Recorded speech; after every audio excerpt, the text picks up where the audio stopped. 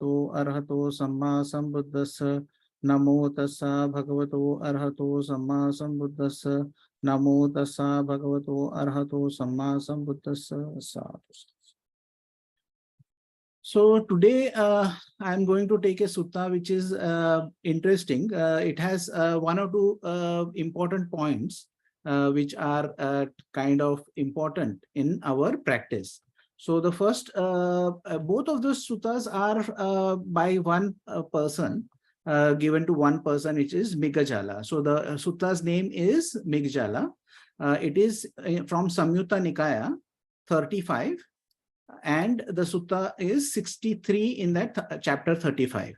I think I have given the link, but for people who are coming late, then I am sending the link once again. So this is the sutta. It's at Savatthi. Then the Venerable Migajala approached the Blessed One, paid homage to him, sat down to one side and said to him, Venerable Sir, it is said a lone dweller, a lone dweller. In what way, Venerable Sir, is one a lone dweller, and in what way is one dealing with a partner?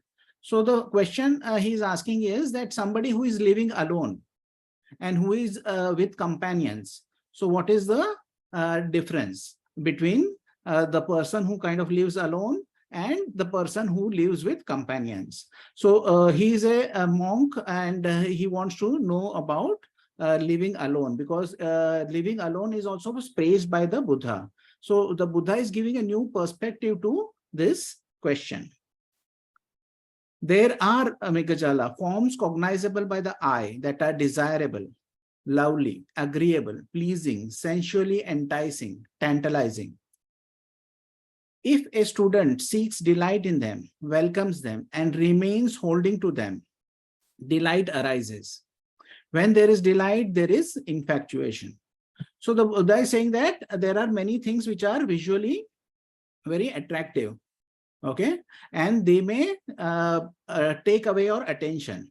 But when that attention is taken away to that attractive thing, when delight arises, when you kind of start feeling good based on that visual object, what happens is that there is a delight which is there, then remains holding to them.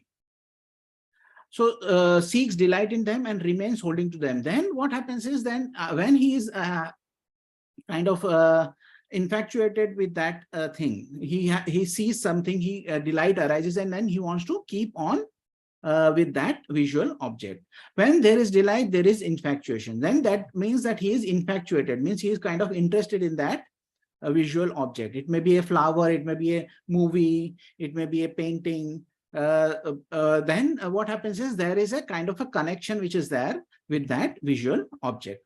There is bondage. So when there is infatuation, there is bondage. So when somebody is kind of infatuated with something, then he is bound to that thing.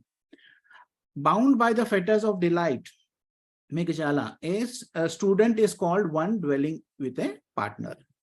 So when a person is kind of in contact with visual things, and he is kind of attached to the visual things, then he will be considered to be a partner with that visual thing. So then he has a mental partner. So physically he may not have anybody, but mentally he is there with that object of which you can see. So in the same way, the Buddha says about other sense doors also. There are, Migajala, sounds cognizable by the ear, odors cognizable by the nose, taste cognizable by the tongue, tactile objects cognizable by the body, mental phenomena cognizable by the mind. There are desirable, lovely, agreeable, pleasing, sensually enticing, tantalizing. If a student seeks delight in them, he is called one dwelling with a partner. So one other example about getting infatuated is a kind of a sutta about a monk who, after having his meal, he would go to a pond and there was a lotus flower. Then he would go there and smell the lotus flower. He liked the smell of the lotus flower. And then one deva was there. He was his relative. So in the past life, may have been a mother or a father or some close relative of this monk. Then he came and said that, see, monk, what you are doing is also considered to be a sensual attachment. You are living a very good life, but when you are going into the pond and smelling that lotus, then what you are doing is, in fact, getting attached to that smell. So then the monk realizes that he is kind of getting attached to this sense of smell. And then he abandons that and continues his practice and becomes an arahant. So there is one other sutta in the same Samyutta Nikaya, which kind of gives the story of a monk who is attached to the smell. Migajala, even though a student who dwells thus resorts to forests, dwells thus means he is dwelling with the attachment to any of this sense base, and grows to remote lodgings where there are few sounds and little noise, desolate, hidden from people, appropriate for seclusion, he is still called one dwelling with a partner. So then this person who is mentally attached to sensual things, even if he goes to a forest, even if he goes to a cave, even if he goes to a remote place, then still he is considered to be having a partner.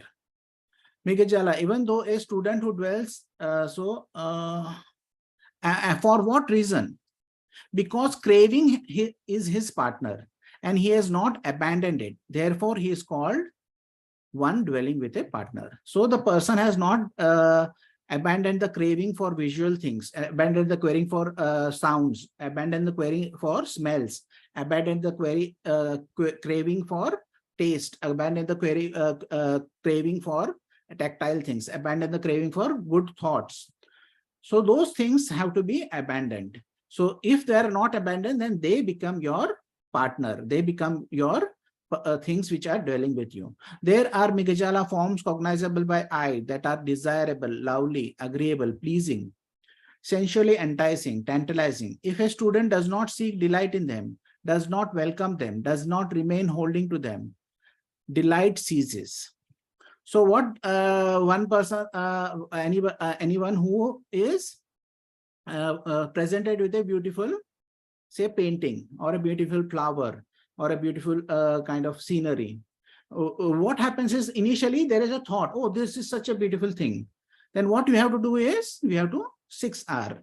We have to recognize that this mind's attention is going to the visual aspect. Then release our attention from there, relax, re-smile, return, and repeat if it is needed. So we have to 6R the things which has arisen in our mind. So that is how the student which is there does not seek delight in them, does not welcome them, does not remain holding to them. Delight ceases. So one does 6R, then that holding on to it will not be there. When there is no delight, there is no infatuation. When there is no infatuation, there is no bondage. Released from the fetter of delight, Migajala, a student is called a lone dweller. So we see that there is a dependent origination part of this also is there mentioned over there. Because there is no delight, there is no infatuation. When there is no infatuation, there is no bondage. So when somebody gives up, then we give up the everything which is coming after that. So we see in dependent origination that when there is a feeling, there is craving. When there is craving, there is clinging. When there is clinging, there is habitual tendencies. When there is habitual tendencies, there is a birth of action. When there is birth of action, there is a death. So when you recognize when the craving is there, if you recognize tension and tightness in your mind and body and you let go, then there is no thoughts which are coming up. There are no clinging which is happening. When you are giving up at the clinging, then there is no habitual tendencies which will be coming up. When you are giving up at habitual tendency, then what would happen is there would be no birth of action, and then there would not be a movement of the mind. So that is something which is one is dependent on the other. So over here also the Buddha is saying that when you seize the delight, then you seize the infatuation. Infatuation could be said to be the clinging stage. When the clinging stage is overcome, then there is no bondage. Then the habitual tendency at birth of action will not be coming up. So this is also a way of looking at it. In the same way, there are sounds which are there. There are odors are there. There are tastes are there. Flavors are there. And then there is something which is tactile. So all of them have to be given up. So then he is called a one who is living alone. Migajala, even though a student who dwells thus lives in a vicinity of a village, associating with bhikkhus and bhikkhunis, with male and lay followers, with kings and royal ministers, with sectarian teachers and their disciples, he is still called a lone dweller. For what reason? Because craving is his partner and he has abandoned it. Therefore, he is called a lone dweller. So it is very clear, the Buddha is giving the information that when you are mentally attached to certain thing, then you are mentally connected to that thing. Then that becomes your partner. So if you are mentally attached to any of the visual things, then you are attached to that visual thing. If you are mentally attached to any sound, many people are very visual. They want to go and look at beautiful scenery, or in a very mundane way, they can't see their house disoriented, means they want everything to be in their place, or they will fight with the house people also, that why is the newspaper not in the newspaper stand, or why is this cloth over there on the chair, why is not it there in the kind of the closet. So they are very kind of attached to this thought of having orderly, that is visually the house should be clean, or the visually they should have beautiful things to look at. So and some people are kind of attached to music, some people are attached to perfumes, some people are attached to tastes and different flavors, some people are attached to soft things and nice things. They are attached to the tactile things, which you can there you can see that fidget spinners were a big craze at one point out, because they wanted to have something to do with the hand. And some people have thoughts, and they kind of indulge in thoughts. They can be indulged in thoughts of the past, which has happened. They can indulge in the thoughts about what is happening in the present, or the thoughts about the future, what is going to happen. So they are just indulging in that thing, and then that becomes the partner. So one thing is clear, that we have to take care of our own mind. It does not matter if one is living in a village with people, or one going into a forest, but one has to take care of our own mind. It is not externally that the meditation factors are a kind of there. Many times people saying that if they go to a forest monastery, or a place where there is no noise, they will have a better meditation. But the Buddha is saying, no, that is not the case. You have to understand how certain things arises and how you let it go.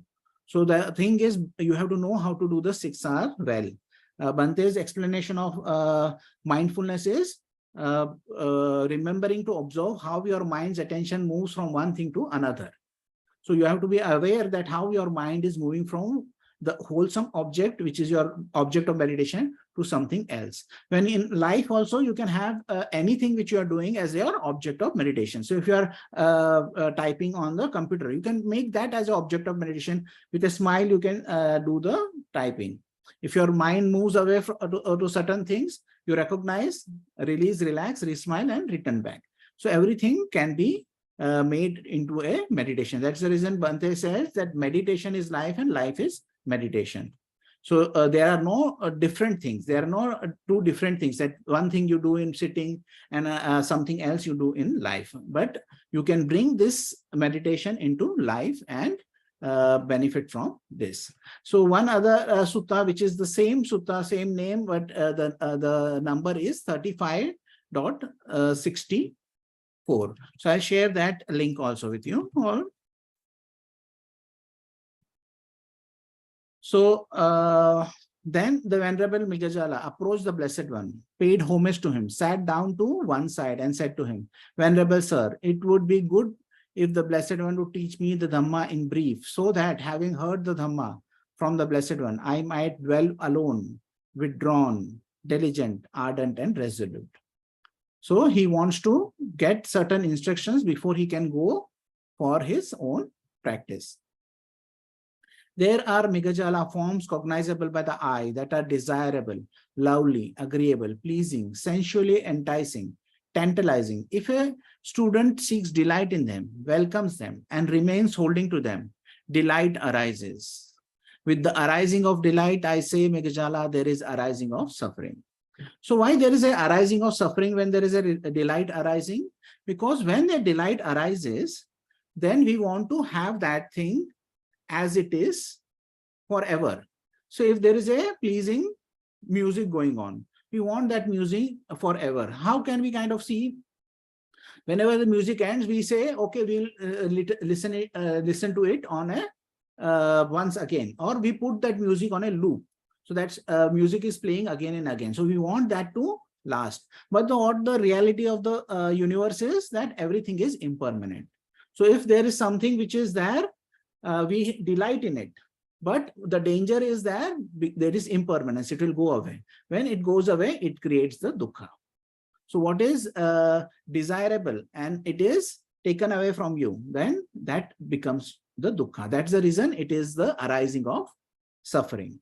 There are Migajāla sounds cognizable by the ear, odors cognizable by the nose, tastes cognizable by the tongue, tactile objects cognizable by the body, mental phenomena cognizable by the mind that are desirable, lovely, agreeable, pleasing, sensually enticing, tantalizing. If a student seeks delight in them, delight arises. With the arising of delight, I say, Migajāla, there is arising of suffering.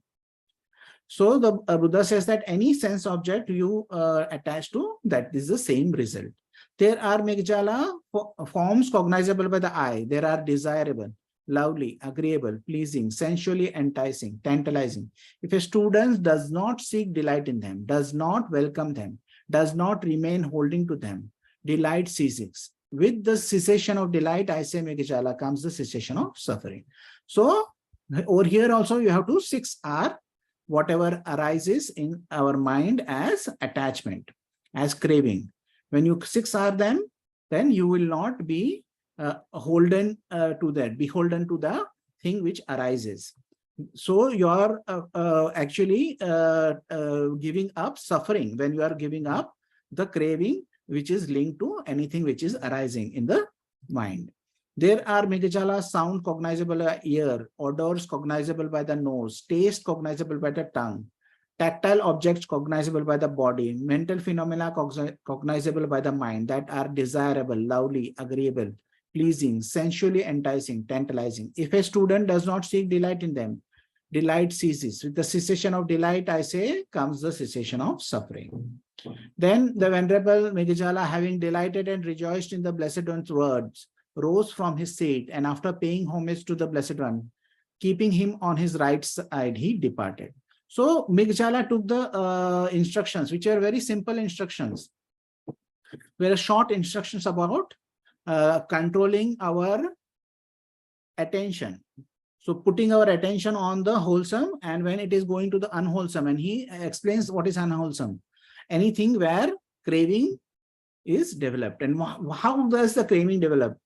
Craving develops by holding on to certain things and paying attention to it and getting delighted in that. So what we can do to take our attention away, that is 6Rs. That is, you recognize, you release, relax, resmile, return back and remain on the object of meditation, which is wholesome. Then you can let it go. Now, this is also one thing which is very important, which maybe kind of it's in the ending paragraph, but it has a very important message for me at least. Then dwelling alone, withdrawn, diligent, ardent, and resolute, the Venerable Migajala, by realizing it for himself with direct knowledge in this very life, entered and dwelt in that unsurpassed goal of the holy life, for the sake of which clansmen rightly go forth from the household life into homelessness. So what the Migajala did was, after taking the instruction, he did the practice. So it is not just the instruction which is important, it is our personal practice which is important.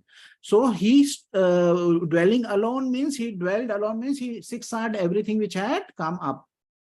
he was withdrawn from all the unwholesome things. He was diligent, means he kind of kept on. When the last R is repeat when needed. So that is diligent. That is being ardent. That is being resolute. Resolute means you resolve on certain things and just keep on doing it. So the way he did it was by doing his personal practice. Then he realized for himself the goal. What is the goal of the holy life? Is the Nibbana, to end of all suffering. That is his goal, and that goal he has achieved. He directly knew destroyed is birth. The holy life has been lived. What had to be done has been done. There is no more for this state of being. And the Venerable Migajala became one of the arahants. So he became an arahant by practicing for himself.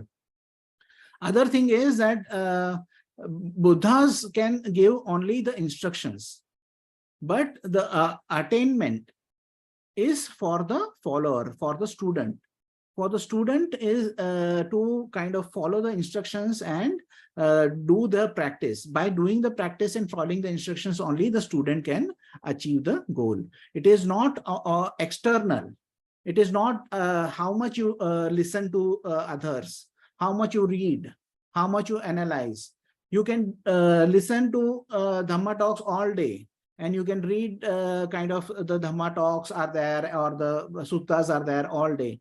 But if you are not bringing it into the practice, then it is not getting fruits. So what you have to do is get this practice. And we say the Dhammapada verses also in the retreats. That is that one who kind of reads a lot but does not practice does not have share in the profits of the Dhamma. But one who reads little but practices has the share in the Dhamma.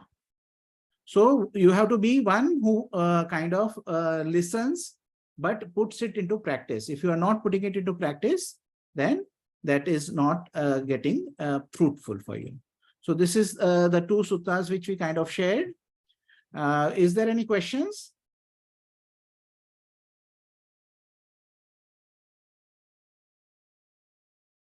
You can ask questions related to this sutta, or you can ask questions related to your meditation or any other topic also.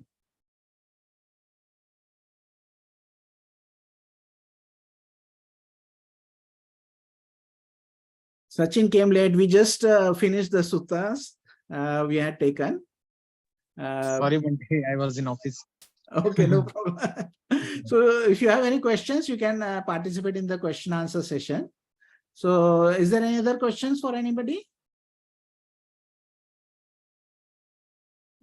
This sutta was actually very simple, and but it has very profound understanding in it, because it is giving an understanding of how a person is alone, and how a person is kind of connected with his craving, and how the craving becomes his partner. So one has to be very careful and how he kind of lives the life. So everybody who lives the life following the Buddha's teaching is living a holy life. So it is not just the monks, it is all who want to practice and want to do this practice in the daily life, who can benefit from the practice. So this is the last time I'm asking, is there any questions, or we can end it early over here? Hello, Bhante. Yes.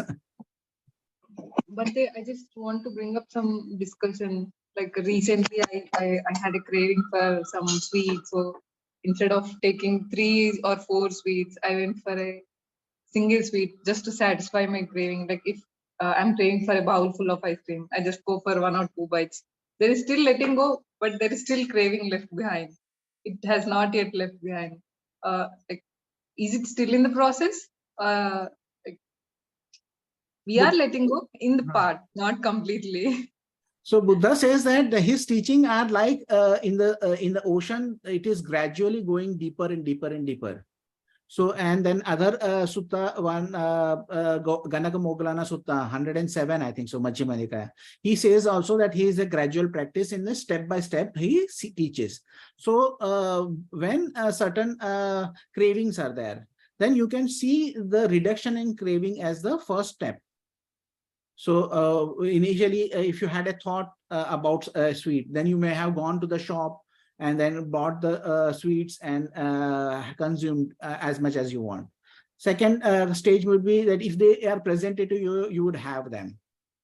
The third stage is you may have them, but it may be kind of a little, just to satisfy the taste, or just to have to kind of satisfy the other person.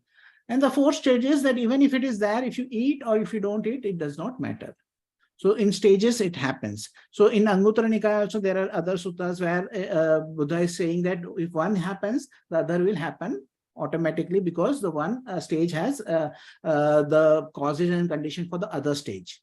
When the other stage happens, that becomes the causes and condition for the other stage. In that way, it progresses.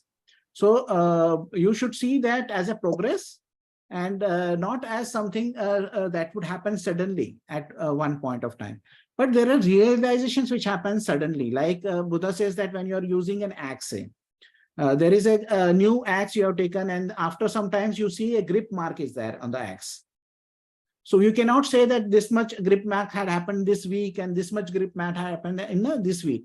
But at one point of time, you'll realize there is a grip mark. So there is a realization which happens, but it does not, change does not happen suddenly. Change happens gradually. So that's a very good thing. And one other thing about today's, somebody posted in the group that paying for retreats is good because it kind of saves my money in other things. Because then he is able to recognize his craving and siksar them. And then he says that it is much better to kind of have that realization, have that awareness, than kind of just being unaware and then spending money, and you are spending more money. But if you go for a retreat, you kind of have to take leave. Maybe the leave has to be, there is no salary which is given for that period, or whatever is there. You have to take away that time from the family. But those have some benefits for you.